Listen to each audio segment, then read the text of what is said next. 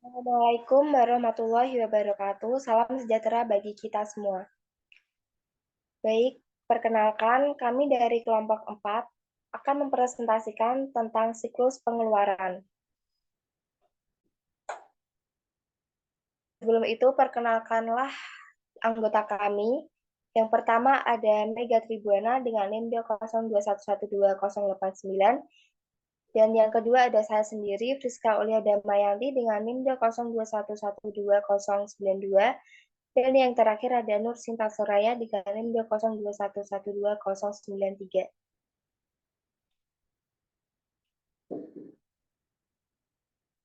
Nah, mengenal sedikit mengenai siklus pengeluaran. Jadi, siklus pengeluaran yaitu serangkaian aktivitas bisnis dan operasi pemrosesan informasi terkait yang terus-menerus berhubungan dengan pembelian serta pembayaran barang dan jasa.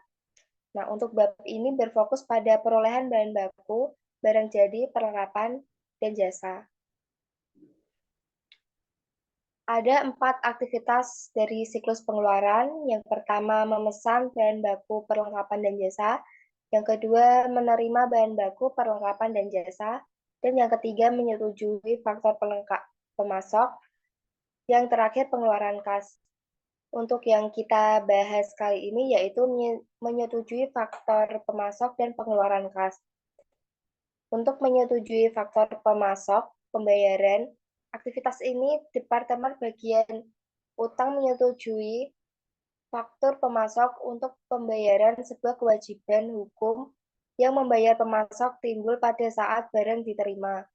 Namun, untuk alasan praktis, sebagian besar perusahaan melakukan pencatatan atas utang hanya setelah barang telah diterima dan faktur telah disetujui.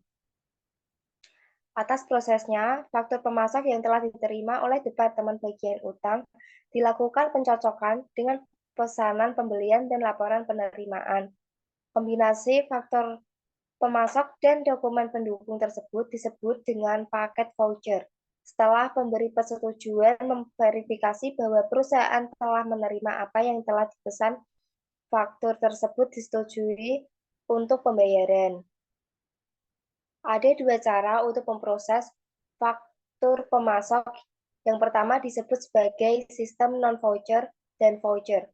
Dalam sebuah sistem non-voucher, tiap-tiap faktor yang disetujui atau bersama dengan dokumen pendukungnya diposting ke catatan pemasok individual dalam file utang dan kemudian disimpan dalam file faktor terbuka pada sistem ini. Ketika sebuah cek dituliskan untuk membayar sebuah faktur, paket voucher dihapus dari file faktor terbuka. Faktur ditandai dibayar dan kemudian paket voucher disimpan dalam file faktur dibayar.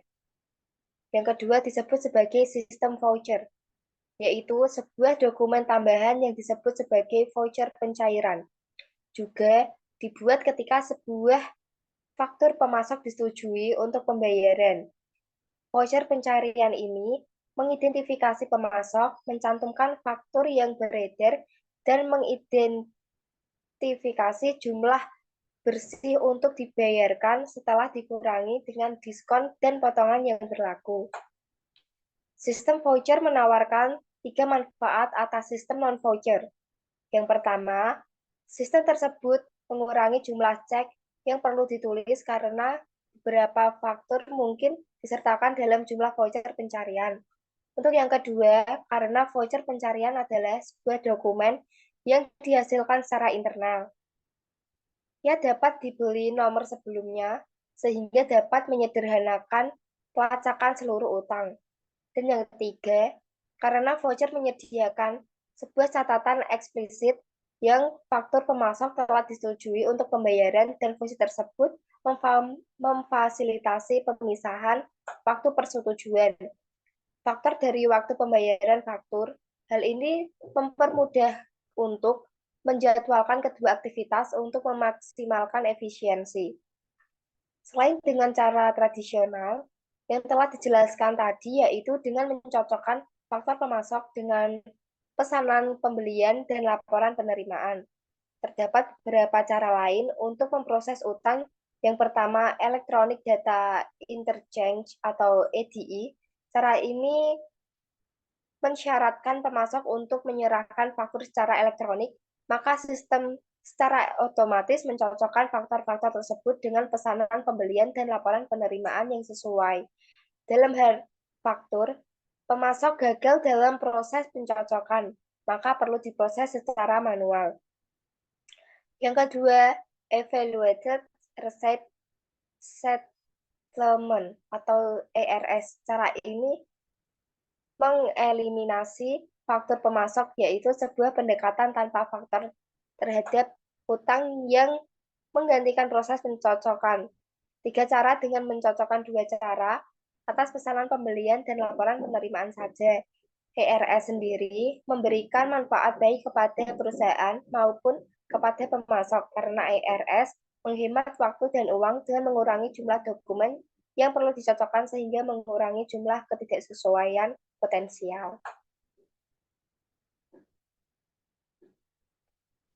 Bandingan pencocokan 3 cara tradisional untuk utang dengan pencocokan 2 cara yang digunakan oleh sistem ERS dapat digambarkan pada kedua flowchart berikut ini.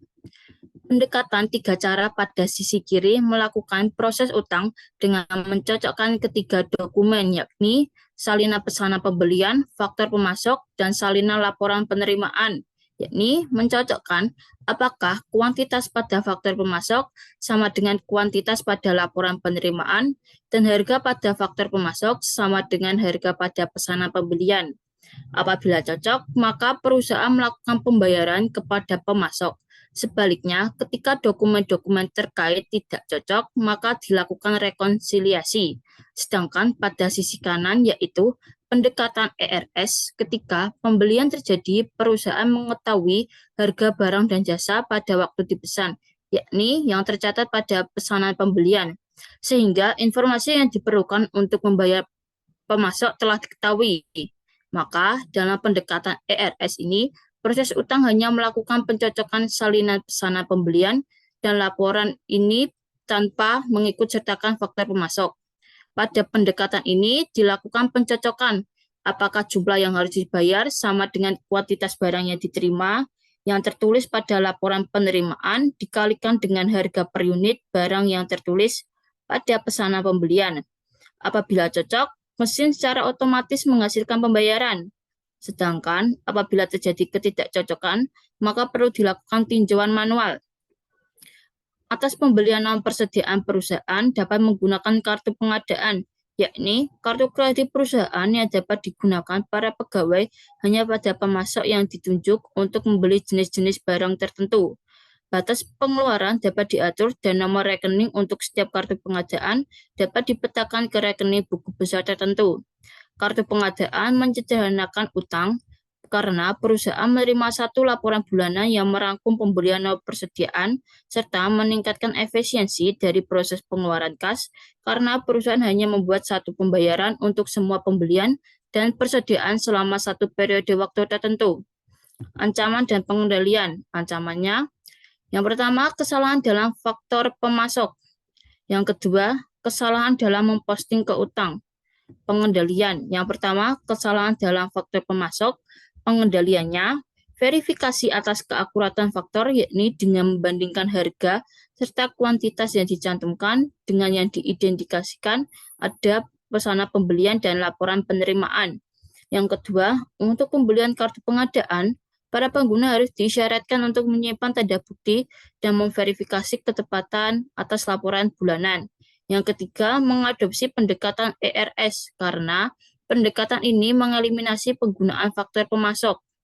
Yang keempat, melakukan pembatasan akses ke data induk pemasok dan mengawasi seluruh perubahan yang mungkin terjadi pada file induk pemasok. Yang kelima, melakukan verifikasi tagihan biaya pengiriman dan penggunaan saluran pengiriman yang disetujui. Yang kedua, kesalahan dalam memposting ke utang. Pengendaliannya, yang pertama, pengendalian edit entry data yaitu dengan membandingkan perbedaan dalam saldo rekening pemasok dengan total jumlah dari faktor yang diproses. Yang kedua, Rekonsiliasi catatan utang yang detail dengan akun kontrol buku besar umum, yakni total dari seluruh saldo rekening pemasok harus direkonsiliasi secara periodik dengan jumlah dari akun kontrol utang dalam buku besar umum.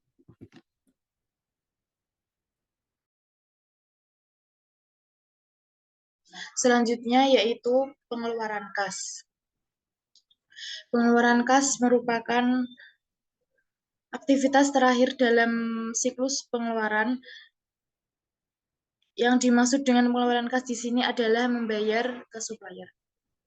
Prosesnya yaitu kasir melapor ke bendahara dan bertanggung jawab untuk membayar pemasok. Hal ini memisahkan fungsi penyimpanan yang dijalankan kasir dari fungsi otorisasi dan pencatatan yang dijalankan oleh masing-masing departemen pembelian dan utang. Pembayaran dibuat ketika Departemen Utang mengirimkan kasir sebuah paket voucher, meskipun banyak pembayaran terus dibuat dengan cek pengguna EFT dan VD semakin meningkat. Ancaman dan pengendalian. Ancamannya yaitu kegagalan untuk memanfaatkan diskon bagi pembayaran. Yang kedua, membayar untuk barang yang tidak diterima. Yang ketiga, pembayaran duplikat. Yang keempat, pencurian kas. Yang kelima, mengecek perubahan. Dan yang terakhir yaitu masalah arus kas. Pengendalian. Yang pertama yaitu kegagalan untuk memanfaatkan diskon bagi pembayaran tepat waktu. Pengendaliannya yaitu pengisian faktur berdasarkan tanggal jatuh tempo untuk diskon. Yang kedua, anggaran arus kas. Membayar untuk barang yang tidak diterima. Pengendaliannya yaitu mensyaratkan bahwa seluruh faktur pemasok dicocokkan dengan dokumen pendukung yang diakui baik oleh penerimaan dan pengendalian persediaan. Yang kedua, anggaran bagi jasa. Yang ketiga, mensyaratkan tanda terima bagi biaya perjalanan. Dan yang keempat, penggunaan kartu kredit perusahaan untuk biaya perjalanan.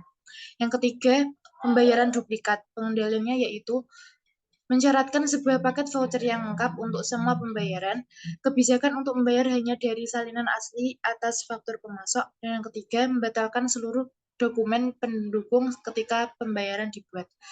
Yang keempat, pencurian kas. Pengendaliannya yaitu keamanan fisik atas cek kosong dan mesin pendatangan cek, akuntansi periodik atas seluruh cek yang dinomori secara urut oleh kasir. Yang ketiga, pengendalian akses terhadap terminal EFT, penggunaan komputer dan browser yang didedikasikan bagi perbankan secara online, blok ACH pada rekening yang tidak digunakan untuk pembayaran, pemisahan fungsi penulisan cek dari utang, mensyaratkan tanda tangan rangkap pada cek yang lebih besar dari jumlah tertentu, rekonsiliasi rutin pada rekening bank dengan jumlah yang dicatat oleh seseorang yang independen atas prosedur pengeluaran kas, pembatasan akses terhadap file induk pemasok, membatasi jumlah pegawai dengan kemampuan untuk membuat pemasok satu kali dan memproses faktur dari pemasok satu kali, menjalankan kas kecil sebagai dana impres, dan audit kejutan atas dana kas kecil. Yang kelima yaitu mengecek perubahan. Pengendaliannya yaitu mesin perlindungan cek, penggunaan tinta dan kertas khusus, dan pengaturan pembayaran positif dengan bank. Yang terakhir yaitu dalam masalah arus kas, pengendaliannya yaitu anggaran arus kas.